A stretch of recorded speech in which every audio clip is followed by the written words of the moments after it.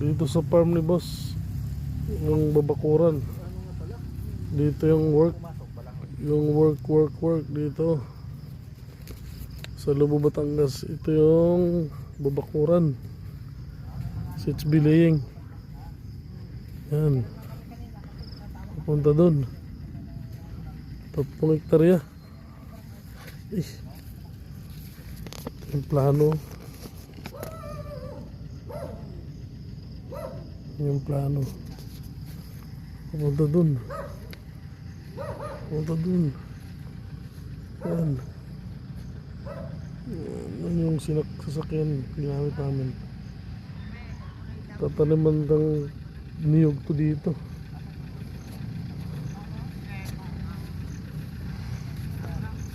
Hanggang doon 3 hektarya.